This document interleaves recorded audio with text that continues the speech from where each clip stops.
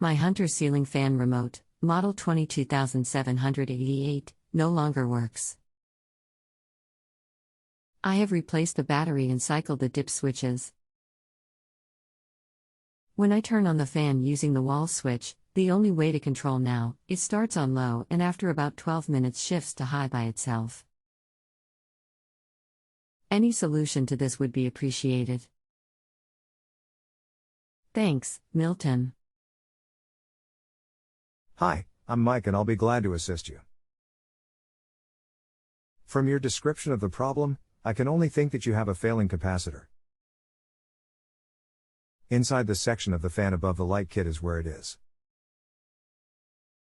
Open it and you'll find a square plastic component that, if it looks to be distorted by heat, will need to be replaced. Below is a link to an online supplier. When you remove to old one, be sure to IP the wires, leaving a piece with the color to allow for an easy installation of a new one. http://www.aceilingfans.com/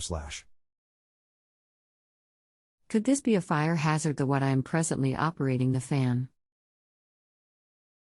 The most that will happen is it will quit working at all. One more possibility if the capacitor isn't deformed is that the receiver of the fan is bad. If it is a canopy-mounted component, it may be removed and the fan directly wired to verify the failure.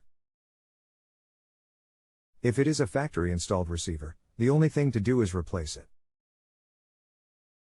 The link I gave you will also bench test the components for you. This will prevent you purchasing parts unnecessarily.